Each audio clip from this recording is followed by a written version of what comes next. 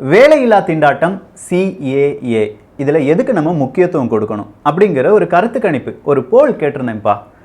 நிறைய பேர் என்னடா நீ இப்படி கேட்டுட்டு இருக்க, இதுக்கும் அதுக்கும் சம்மந்தமே இல்லையா, அந்த மாதிரியான சில கருத்துக்கள் இல்லாட்டி வேறு விதமான கருத்துக்கள் எல்லாமே அதில் இருந்தது. ஸோ கேட்ட கேள்விகள் சிம்பிளான கேள்வி தான்.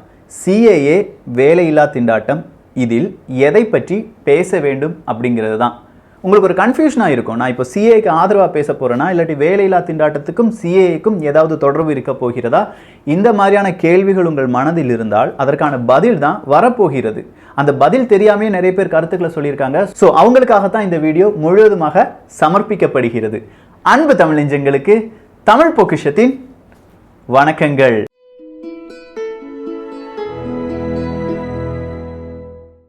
CAA வேலையில்லா திண்டாட்டம். CAA இல்லாதனால தான் வேலையில்லா திண்டாட்டம் இருக்குது, இல்லாட்டி இங்கே இருக்கிற நபர்கள் எல்லாமே வெளிநாட்டுக்கு அனுப்பிடணும் அப்படின்னா வேலையில்லா திண்டாட்டம் குறையும் அப்படின்னு சொல்லி நான் சொல்லுவேன். நீங்கள் எதிர்பார்த்தீங்களா? இல்லை அதுதான் என் அஜெண்டாவாக இருக்கும் அப்படின்னு சொல்லி தான் நிறைய பேர் கருத்துக்களை போட்டிருந்தீங்க. ஆனால் நான் சொல்ல வந்த மேட்ரு அதுவே கிடையாதுங்க. ரொம்ப டீப்பான, ரொம்ப தெரிஞ்சுக்கிட வேண்டிய சில விஷயங்கள்.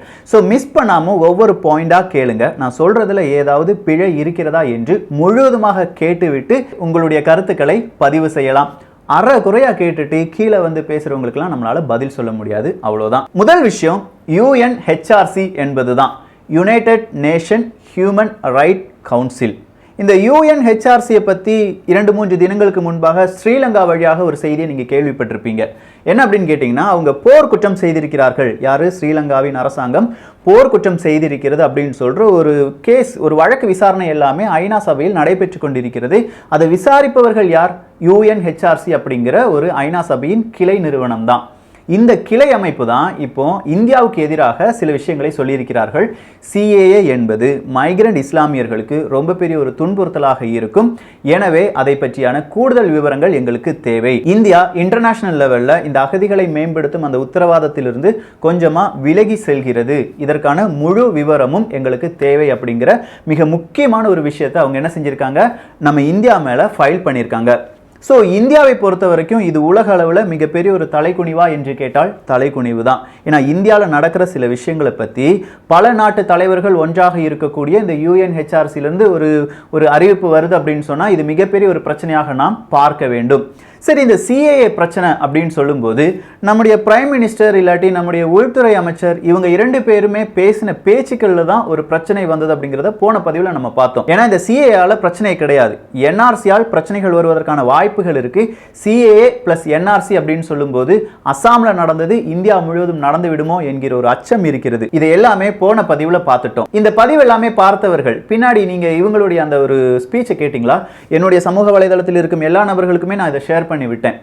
இப்போ எல்லாருமே கடந்த 2 வருடங்களாக மதத்தை பற்றி மட்டுமே நாம் பேசிக் கொண்டிருக்கிறோமா அப்படின்னு சொல்லி அந்த ஆங்கர் கேட்குறாங்க. அந்த செய்தி வாசிப்பாளரா இல்லாட்டி அந்த நெறியாளர் வந்து கேட்குறாங்க நம்மகிட்ட. நல்லா புத்தியில் உரைக்கிற மாதிரி சில கேள்விகள் கேட்டாங்க. ஒரு அரசாங்கம் என்ன செய்ய வேண்டும்? சுத்தமான காற்றை தர வேண்டும். டெல்லியில் சுத்தமான காற்று இருக்கா, இல்லாட்டி வேர்ல்டு லெவலில் இந்தியாவில் சுத்தமான காற்று இப்போ எத்தனாவது இடத்தில் இருக்கு அப்படிங்கிற ஒரு கணக்கெடுப்பு நம்ம பார்த்துக்கிட்டாலே சுத்தமான காற்று நம்மகிட்ட இல்லை அப்படிங்கிறது தெளிவாக தெரிஞ்சிடும். அடுத்ததாக அவங்க கேட்குறாங்க, குடிநீர் போதுமான அளவுக்கு எல்லார்ட்டையுமே இருக்கா? மக்கள் எல்லாருமே இந்த புவர்ட்டிலிருந்து, ஏழ்மையிலிருந்து கொஞ்சம் கொஞ்சமா மீண்டு வருகிறார்களா? இதை பத்திலாம் நம்ம பேசுறோமா? வேலை இருக்கா? மனிதர்களுக்கு வேலை இருக்கா? இதை பத்தி நம்ம பேசுறோமா? இதை பத்தி நம்ம பேசவே மாட்டோம். மதத்தை பற்றி அதிகமா பேசிட்டு இருக்கோம். உதாரணத்துக்கு கிறிஸ்தவர்கள் எல்லாம் மதமாற்றம் செய்ய வந்தவர்கள், இஸ்லாமியர்கள் எல்லாம் பயங்கரவாதிகள், இந்துக்கள் எல்லாம் இந்தியாவை ஹிந்து நாடாக மாற்ற நினைப்பவர்கள். இந்த 3 விஷயத்தில் தான் இப்ப எல்லாருமே நம்முடைய டைமை ஸ்பெண்ட் பண்ணிட்டு இருக்கோம், நான் உள்பட. இது என்னையும் சேர்த்து தான் சொல்றேன். ஸோ நம்முடைய பார்வைகள் எல்லாமே ரொம்ப குறுகான ஒரு பார்வையாக மாறிவிட்டதோ? ஏன் அப்படி இந்த அரசியல் நம்மளை அப்படியே கொண்டு போயிட்டே இருக்கா? வேற எதை பற்றியுமே நம்ம யோசிக்க மாட்டோமா? ஸோ இப்படி நிறைய கேள்விகள் உங்கள் மனசில் இருந்துச்சுன்னா நீங்கள் CAAக்கு ஆதரவாளர்கள், எதிர்ப்பாளர்கள் அதெல்லாம் வெளியில் விட்டுட்டு நான் சொல்கிற இந்த விஷயத்தை மட்டும் கவனிங்க. நம்ம வேலையில்லா திண்டாட்டம் அப்படிங்கிறது வரப்போகிற வருடங்களில் ரொம்ப கூடுதலாக இருக்க போகிறது. கிட்டத்தட்ட 7.42% இருக்க போகுது அப்படின்னு சொல்கிறாங்க. 7.42%னா 100 நபரை எடுத்துக்கிட்டிங்கன்னா 7 நபர்களுக்கு வேலை இருக்காது. இது வந்து நகர்ப்புறங்களில். கிராமப்புறங்களில் எடுத்துக்கிட்டிங்கன்னா 100 நபர்களை எடுத்தால் 8 நபர்களுக்கு மேற்பட்டவர்களுக்கு வேலை இருக்காது. அதுவும் இப்போ வரப்போற ஒரு 3 மாதங்களுக்கு என்கிற ஒரு நிலைமையில் சில முக்கியமான தரவுகளை சில நிறுவனங்கள் இந்தியாவுக்கு சப்மிட் பண்ணியிருக்காங்க. இந்த தரவுகள் எல்லாமே 100% நம்பக்கூடிய தரவுகள் என்று சொல்லலாம். ஏன்னா இதே மாதிரி இந்த தரவுகள் பல வருடங்களாக அவர்கள் கொடுத்து வருகிறார்கள். ஸோ நீங்கள் கேட்கலாம், என்னடா இப்போ வேலையில்லா திண்டாட்டம் தான் இப்போ பெரிய பிரச்சனையா அப்படின்னு கேட்டால் இல்லை. இந்த இடத்துல வேலையில்லா திண்டாட்டம் மட்டும் கிடையாது. UNHRC அப்படிங்கிற ஒரு அமைப்பை பற்றி பார்த்தோம். அவங்க இந்தியா மேலே ரொம்ப பெரிய ஒரு அழுத்தத்தை கொடுக்குறாங்க. இதுவும் இந்தியாவுக்கு ஒரு பாதிப்பு. இன்னைக்கு நீங்கள் வேறொரு விஷயத்தை எடுத்து பார்த்தீங்கன்னா, டாலருக்கு நிகரான இந்திய ரூபாயின் மதிப்பு கடந்த 15 மாதங்களை விட அதிகரித்திருக்கிறது. கிட்டத்தட்ட ஒரு டாலருக்கு இப்போ நம்ம 73 ரூபாய் கொடுக்க போகிறோம். ஸோ நம்ம இறக்குமதி செய்யக்கூடிய நிறைய பொருட்களுக்கு கூடுதலான பணத்தை நாம் கொடுக்க போகிறோம். இது ஒரு பக்கம் அப்படியே இருக்கட்டும். அடுத்த பக்கத்துக்கு வாங்களேன். கிட்டத்தட்ட ஜிடிபின்னு ஒன்று இருக்கு பாருங்க, நம்ம நாட்டினுடைய ஜிடிபி. அது 2020 கணக்குப்படி 6.2 இருக்கும் அப்படின்னு சொல்லி எல்லாருமே கணிச்சு வச்சிருந்தாங்க. இந்த கணிச்சு வச்சிருக்காங்க அப்படின்னு சொல்லும்போது இது ஒரு அமைப்பா தானே இருக்கணும். அந்த அமைப்பின் பெயர் organisation for economic cooperation and development அப்படிங்கிறது தான் OECD அப்படின்னு சொல்லுவாங்க. நீங்க கூகுள்ல போய் சர்ச் பண்ணலாம். இந்த OECD அப்படிங்கிற அமைப்பு என்ன தெரியுமா சொல்லியிருக்கு, உங்களுடைய ஜிடிபி கண்டிப்பா 6.2 இருக்க போறது கிடையாது, 5.1 இருக்கும் அப்படிங்கிற ஒரு அதிர்ச்சியான ரிப்போர்ட்டை கொடுத்திருக்காங்க. ஸோ நம்முடைய ஜிடிபி அடி வாங்குது 5.1. இன்னைக்கு நம்ம ஜிடிபி எடுத்து பார்த்தோம்னா 4.9 நிற்கிறோம். 5 பாயிண்ட் வருமா வரமாட்டோமா அப்படிங்கிறது இன்னும் தெரியாது. ஸோ ஜிடிபி அடி வாங்கி நிற்குது. டாலருக்கு எதிரான நம்முடைய பண மதிப்பு அப்படிங்கிறது ரொம்ப பெரிய அளவில் வீழ்ச்சி அடைந்திருக்கு. கடந்த 15 மாதங்களை விட இது ரொம்ப பெரிய வீழ்ச்சி அப்படின்னு சொல்லலாம். அடுத்ததா UNHRC போன்ற பல உலக அமைப்புகளுடைய அந்த அழுத்தம். நான்காவதா கொரோனா அப்படிங்கிற அந்த ஒரு நுண்ணுயிர், அந்த வைரஸ் அப்படின்னு சொல்லலாம். இது எல்லாமே ஒரே சர்க்கிளில் வந்து நிற்கும் போது இந்தியாவினுடைய நிலைமை என்னவாக இருக்கும்? பிளஸ் சிஏயினுடைய அந்த போராட்டம். நம்ம உலக அரசியல் ரொம்ப பெரிய அளவில் பார்த்துருக்கோம். எல்லா உலக அரசியலுமே பார்த்துருக்கோம். அந்த உலக அரசியலாக நமக்கு தெரிஞ்ச ஒரு விஷயம் என்ன தெரியுமா? ஒரு நாடு எப்போ தெரியுமா நாசமாக போகும்? அந்த நாட்டுக்குள்ள உள்நாட்டு பிரச்சனை வரும். அப்படி உள்நாட்டு பிரச்சனை வரும்போது, அப்படி வரலனா கூட அங்கே வேலையில்லா திண்டாட்டம் அதிக அளவு இருந்தால் அந்த நாடு வளர்ச்சி அடையாது. தேவையில்லாத குழப்பங்கள் வந்து கொண்டே இருக்கும். இது எல்லா இடத்துலையும் எல்லா உலக அரசியலிலும் பொதுவான ஒரு கோட்பாடு தான். ஸோ இப்போ நம்ம பார்த்த எல்லா விஷயங்களுமே நல்லா பார்த்துக்கிட்டிங்கன்னா ஜிடிபி குறைஞ்சிருச்சுன்னு சொன்னோம். இந்த ஜிடிபியை அப்படியே நீங்கள் சீனா கூட கொஞ்சமாக கம்பேர் பண்ணி பார்க்க வேண்டியதாக இருக்குது. ஆல்ரெடி நம்ம ஜிடிபி 6.2 கணிக்கப்பட்டு இருந்தது, 5.1 குறைக்கப்பட்டு இருக்கிறது. ஸோ இதில் அடுத்ததான் நம்ம இந்த எக்ஸ்போர்ட்லாம் செய்கிறோம் பாருங்க. குறிப்பாக நம்ம ஜிடிபியில் 7.5% யார் தருகிறார்கள்? இந்த ஆட்டோமொபைல் இண்டஸ்ட்ரி அப்படிங்கிறது நமக்கு தருது. ஆட்டோமொபைல் இண்டஸ்ட்ரி, வாகன உற்பத்தி அந்த மாதிரியான நிறுவனங்கள், இல்லாட்டி அந்த தொழிற்சாலைகள் அப்படின்னு சொல்லலாம். இந்த ஆட்டோமொபைல் இண்டஸ்ட்ரியில் 30%, அதாவது இந்த எலக்ட்ரிக்கலாக இருக்கிற ஆட்டோமொபைல் இண்டஸ்ட்ரியில் 30லிருந்து 65% ஸ்பேர் பார்ட்ஸ் நம்ம யாரை நம்பி இருக்கிறோம்? சீனாவை நம்பி இருக்கிறோம். சீனாவில் அங்கே என்ன நடந்துட்டு இருக்கு? மிகப்பெரிய அளவில் ப்ரொடக்ஷன் எல்லாமே நிப்பாட்டி வச்சிருக்காங்க. இன்னும் 6 மாதங்கள் ஆகும் அவங்க தயார்படுத்தி அவங்களை கொஞ்சம் மேம்படுத்தி வருவதற்காக. ஸோ 6 மாதங்களுக்கு இங்கே ஆட்டோமொபைல் இண்டஸ்ட்ரிக்கு ஸ்பேர் பார்ட்ஸ் கிடைக்குமா கிடைக்காதா? கிடைக்காது. நம்ம 7.5% ஜிடிபி அங்கே எப்படி இருக்கு? தொங்கிக்கிட்டு இருக்கு. அடுத்ததா நார்மலா இருக்கிற நம்முடைய அந்த ஸ்பேர் பார்ட்ஸ், அதாவது எலக்ட்ரிக்கல் வாகனம் இல்லாமல் இருக்கிற அந்த ஸ்பேர் பார்ட்ஸ்ல 15% எங்க இருந்து தான் வந்துட்டு இருக்கான்? அதுவும் சீனால இருந்து தான் வந்துட்டு இருக்கு. ஸோ மூலப்பொருட்கள் கிடைக்காமல் இங்கே வாகன உற்பத்தி நம்மளால செய்ய முடியுமா? வேலை இல்லா திண்டாட்டம். ஆல்ரெடி ஆட்டோமொபைல் இண்டஸ்ட்ரி ரொம்ப டவுன்ல இருந்தது அப்படிங்கிறத தமிழ் பொக்ஷம் பார்க்குற எல்லாருக்குமே தெரிஞ்சிருக்கும். ஸோ இதில் மறுபடியும் ஒரு டவுன் வரப்போகுது. அடுத்ததா எலக்ட்ரிக்கல் டிவைசஸ் அப்படின்னு சொல்ற 85லிருந்து 90%, அது மொபைல் ஃபோனாக இருக்கட்டும், அப்படி இல்லைனா பிரிண்டட் போர்டாக இருக்கட்டும், கம்ப்யூட்டர் போர்டு இல்லாட்டி மொபைல் போர்டு, இந்த ஐசி போர்டுலாம் சொல்றோம்ல, இது எல்லாமே எங்க இருந்து தான் வந்துட்டு இருக்கு? சீனால இருந்தோ இல்லாட்டி தென்கொரியால இருந்தோ வந்துட்டு இருந்தது. இப்போ அந்த இடத்துல எல்லாம் வைரஸ் பாதிச்சிருச்சு அப்படின்னு சொல்லி அவங்களுடைய ப்ரொடக்ஷன் எல்லாமே நிப்பாட்டி வச்சிருக்காங்க. ஸோ இதுவும் இந்தியாவுக்கு மிகப்பெரிய ஒரு அடியாக இருக்க போகிறது. இதை பற்றி நாம் பேசியிருக்கிறோமா? நாம் அப்படின்னு சொல்லும்போது நம்முடைய அரசாங்கம் பேசியிருக்கிறதா? இதுதான் கேள்வி. ஏன்னா இந்த கேள்வி வருவதற்கு முக்கியமாக 2 இன்சிடென்ட்.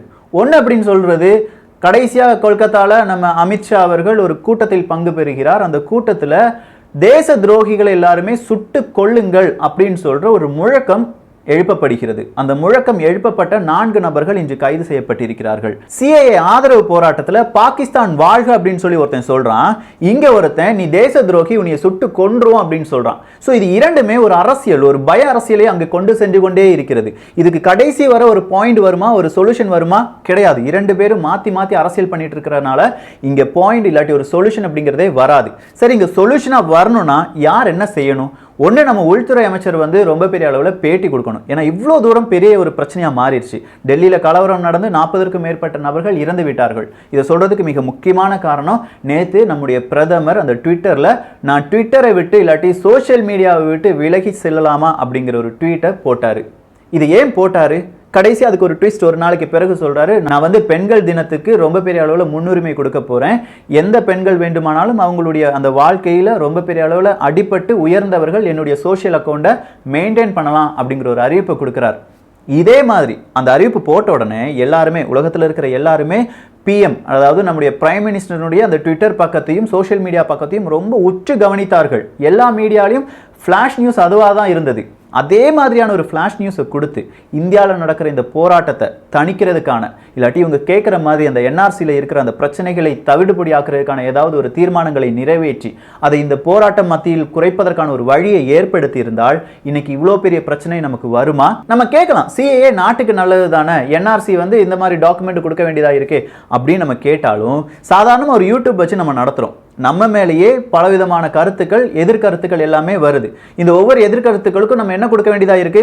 சில வேளைகளில் ரிப்ளை கொடுக்க வேண்டியதாக இருக்கு. அப்படி இல்லைன்னா கருத்துக்களுக்கு மறுபடியும் ஒரு மீள் கருத்து கொடுக்க வேண்டியதாக இருக்கிறது. ஒட்டு மொத்தமாக ஒரு அரசாங்கம், பல இனக்குழுக்கள், பல மதங்களை சேர்ந்த ஒரு அரசாங்கத்தை வழிநடத்தி செல்லும் நம்முடைய பிரதமருக்கும் நம்முடைய உள்துறை அமைச்சருக்கும் இதைவிட பெரிய வேலை இருக்கிறதா என்பதுதான் கேள்வி. ஏன்னா சிஏஏ பிளஸ் என்ஆர்சி அப்படிங்கிற அந்த டாபிக்கை நம்ம போடும்போது இந்த புரிதலை ஏன் பல ஊடகங்களும் சொல்ல மறுக்கின்றன அப்படிங்கிற ஒரு கருத்துக்களை நிறைய பேர் கேள்விப்பட்டிருப்பீங்க, வாசிச்சிருப்பீங்க. எதையோ திசை திருப்புவதற்காக இந்த மாதிரியான போராட்டத்தை எல்லோருமே ஊக்குவிக்கிறார்களா? அந்த ஒரு போராட்டத்தை மையப்படுத்தி எனக்கு இங்க ஓட்டு கிடைக்கும் அப்படின்னு சொல்லி வேறு சில நபர்கள் இந்த போராட்டத்தை மறுபடியும் வளர்த்து கொண்டே விடுகிறார்களா? நல்லா யோசிச்சு பார்த்தா வேலையில்லா திண்டாட்டம் யார் கண்ணுக்குமே தெரியாம போயிருச்சு. ஜிடிபி இந்த அளவுக்கு இறங்க போகுது அப்படிங்கிறது இன்னும் யாருக்குமே தெரியல. கொரோனா வைரஸ்னுடைய பாதிப்பு சீனாவை மட்டும் பாதிக்கலடா, இன்னும் 6 மாசத்துக்கு இந்தியாவை உண்டு இல்லைன்னு ஆக்க போகுது அப்படிங்கிற அந்த ஒரு அச்சம் இந்தியர்களுக்கு தெரியவில்லை, இந்திய இளைஞர்களுக்கு தெரியவில்லை. ஐநா சபையில் இதனுடைய அழுத்தம் என்னவாக இருக்கும் அப்படிங்கிறது தெரியல. இலங்கைக்கும் இதே ஐநா சபை அழுத்தம் கொடுக்கிறது. ஒட்டுமொத்தமா ஆசிய கண்டத்தில் இருக்கும் அனைத்து நாடுகளையும் மேற்குலக நாடுகள் அவர்களுடைய கட்டுப்பாட்டுக்குள் கொண்டு வந்து விட்டன. நல்லா பாருங்க, சீனா ஒதுக்கிட்டானுங்க. எல்லாருமே இப்ப சீனாவுக்கு எதிராக நிற்கிறானுங்க. அடுத்ததா வளர்ந்துட்டு வந்த இந்தியா அதையும் ஒதுக்கி இப்போ ஒரு அளவுக்கு எங்கேயோ கொண்டு நிப்பாட்ட போறாங்க. ஸ்ரீலங்கா, பாகிஸ்தான் அவங்களுக்கு பெருசாவே தெரியல. இப்படி நம்மை சுற்றி என்னென்னலாமோ நடந்துட்டு இருக்கு. ஆனா மறுபடியும் நம்ம ஃபோக்கஸ் எல்லாமே ஒரே பாயிண்டா இருக்கு. நம்ம கொஞ்சம் விழிப்புடன் இல்லை என்றால் இதுல நிறைய விஷயங்கள் நம்ம கைமீறி போயிடும் அப்படிங்கிற ஒரு பயம் நமக்குள் இருக்கிறது. சோ இந்த அரசாங்கம் செய்ய வேண்டியது என்ன? வேலையில்லா திண்டாட்டம் இது இன்னைக்கு நேத்து வந்தது கிடையாது. கிட்டத்தட்ட 45 வருடங்களில் இல்லாத வேலையில்லா திண்டாட்டம் இப்போது வரப்போகிறது அப்படிங்கிற ஒரு எச்சரிக்கை கொடுக்கப்பட்டிருக்கிறது. சிஏ வெளிநாட்டவர்கள் இங்கே வந்ததுனால இந்த வேலையில்லா திண்டாட்டம் வந்துருச்சு அப்படின்னு நான் சொன்னவனுக்குலாம் இது ஒரு பெரிய அடியா இருக்கும். இது இன்னைக்கு நேற்று நடந்த சம்பவம் கிடையாது. 45 வருடங்களுக்கு முன்பாக இந்த வேலையில்லா திண்டாட்டம் இப்போது 2020 கூடுதலாக இருக்கிறது அப்படிங்கிற ஒரு புள்ளி விவரம் சொல்லுது. வேர்ல்டு லெவல்ல பொருளாதாரம் சுணுக்கத்தில் இருக்கிறது, நான் இல்லைன்னு சொல்லலை. ஆனால் அதை தவிடுபொடி ஆக்குவதற்கு, அதிலிருந்து மீள்வதற்கு இந்திய அரசாங்கம் நாம் என்ன செய்தோம்? சரி, இந்த இந்திய அரசாங்கத்தை கேள்வி கேட்கும் எதிர்க்கட்சிகள் என்ன செய்து கொண்டிருக்கிறார்கள்? அவங்களுக்கும் இந்தியர்களை பற்றிய ஒரு கவலை இருக்கிறதா என்கிற ஒரு கேள்வியும் இங்கே கேட்கப்படத்தான் வேண்டும். ஒன்று சரியில்லைனா அடுத்ததும் சரியில்லாமையே இந்தியாவில் இப்போ இருந்துட்டு இருக்கு. எல்லாருமே மதம் அப்படிங்கிற பெயரில் சண்டை போட்டு கொண்டிருக்கும் போது அன்பை பரிமாற மறந்து விட்டோம். அன்பு அப்படின்னு சொல்லும்போது ஏதாவது ஒரு பேச்சுவார்த்தையாக இருக்கலாம், அப்படி இல்லைன்னா அந்த என்ஆர்சி நாங்கள் கொண்டு வர மாட்டோம் அப்படிங்கிற ஒரு சொல்யூஷனாக கூட இருக்கலாம். இல்லை நாங்கள் பேச்சுவார்த்தை நடத்துவோம், ஆனால் ஹோலிக்கு பிறகுதான் இந்த பேச்சுவார்த்தை எல்லாமே நடத்த முடியும் அப்படின்னு சொல்லி வேறொரு பிஜேபி எம்எல்ஏ சொல்லியிருக்காரு. இப்படி நிறைய பேர் நிறைய மக்களை அவங்களுடைய அரசியல் லாபத்துக்காக பயன்படுத்தி கொண்டிருக்கிறார்கள். மக்களே கொஞ்சம் உஷாரா இருங்க. நம்முடைய வேலை வாய்ப்பு, நம்முடைய ஜிடிபி, நம்முடைய பொருளாதாரம் ரொம்ப பெரிய அளவில் கேள்விக்குறியாக இருந்து கொண்டிருக்கிறது. இந்த கேள்விக்குறிக்கு உலக அளவில் இருக்கிற பொருளாதார சுணுக்கம் ஒரு காரணமாக இருந்தாலும் நம்முடைய அரசாங்கமும் இதற்கு ஒரு காரணம் தான். இதை பேச நிறைய பேர் மறுத்து கொண்டிருக்கிறார்கள். இதை நாம் பேசித்தான் ஆக வேண்டும். இளைஞர்கள் அதற்கான சில விஷயங்களை முன்னெடுத்து செல்ல வேண்டும். அதற்கான ஒரு தயாரெடுப்பு இப்போது இருக்கும் இளைஞர்கள் மத்தியில் நாம் விதைக்க வேண்டும். ஸோ இந்த காணொளி பற்றிய உங்களுடைய கருத்துக்கள் இங்கே வரவேற்கப்படுகின்றன. சிஏஏ பெருசா, வேலையில்லா திண்டாட்டம் பெருசா அப்படின்னு சொல்லி நீங்கள் எதிர்பார்த்த டாபிக் வேற. நான் இங்கே சொல்லியிருக்கிற டாபிக் உண்மையாக நம்முடைய எதிர்காலத்தை பாதிக்கும் ஒரு டாபிக். நல்லா யோசித்தால்தான் வரப்போகிற நாட்கள் எப்படிப்பட்ட நாட்களாக இருக்க போகிறது என்பதை நம்மால் உணர்ந்து கொள்ள முடியும். இந்த காணொளி பற்றிய உங்களுடைய கருத்துக்கள் இங்கே வரவேற்கப்படுகின்றன. எல்லோரும் தமிழ் பொக்ஷத்தில் இணைந்திருங்கள். தமிழ் பொக்ஷம் சேனலை சப்ஸ்கிரைப் செய்யாத தோழர்கள் தோழிகள் தயவுசெய்து சப்ஸ்கிரைப் பண்ணிக்கோங்க. நல்லதை பகிர்ந்து நல்ல சமுதாயத்தை உருவாக்குவோம். நன்றி, வணக்கம்.